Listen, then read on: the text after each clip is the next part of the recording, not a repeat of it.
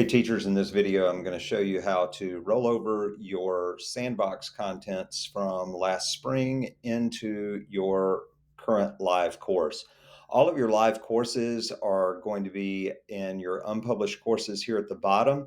You'll notice that you have separate semesters for fall and spring. We are going to be working with the fall course. So we're going to go ahead and open up the fall course, and we're going to utilize the import existing content button here. One caveat: you should have imported all of your spring course contents into your sandboxes to be worked on during the summer. If you did not, you may have to go back to your spring course and import all of your course contents from there. However, this is one of those things that I wanted to give you guys the opportunity to work in a course over the summer without working in any of your course materials that may have already been taken by students. So that's the purpose of the sandbox. That being said, we're going to use Ms. Janice's sandbox because Mr. Barr would probably never take or teach English, so can barely speak it. So let's go ahead and get started. And we're going to click on import existing content. Once I do that, I'm going to click on copy of Canvas course. Your page here is going to look different than mine. I have access to every course, unfortunately. And I'm just going to type in Miss Janice's name right here. And you'll notice that her English 1 sandbox is going to pop up here first. I'm going to click on this. And yes, I am going to import all contents because Ms. Janisi followed directions. She brought everything over into that Sandbox course.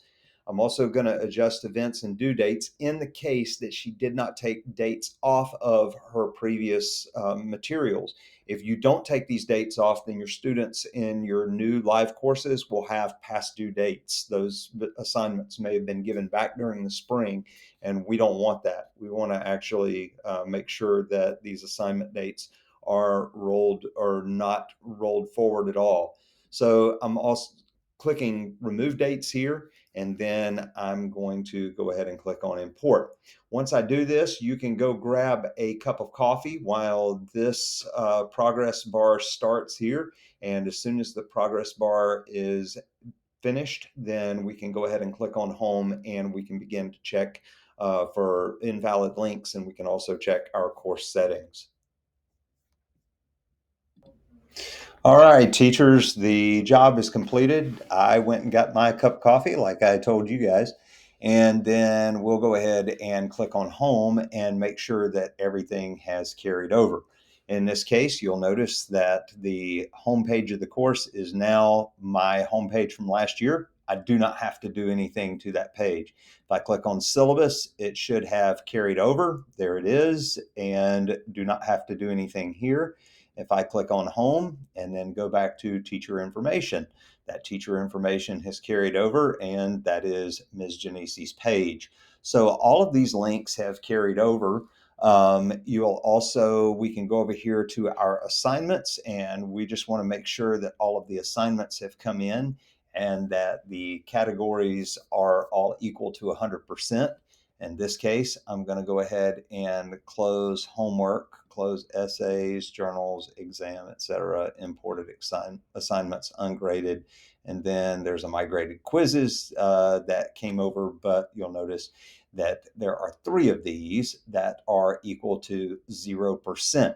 So we need to make sure that the others total to 100%. And in this particular case, they do. That's 60, that's 20, that's 80, and then that's 100. If you want to adjust those totals to be, divisible by 5 or 10, then you can just go up here and hit it, edit assignment groups weight, and then you can change those so that and then you will also need to make sure that you change those in your syllabus as well. So those are some settings we need to check. Let's also go down here and let's click on settings down here in the course navigation menu. And let's make sure that a couple of other things have carried over. Number one, I need to check my course grading scheme. In this case, the course grading scheme has been carried over. If not, all I would click on is view and edit. In this case, I've got the CCS grading scheme, and that's the one you want to use. You want to use that CCS grading scheme. And in this case, the course is not published.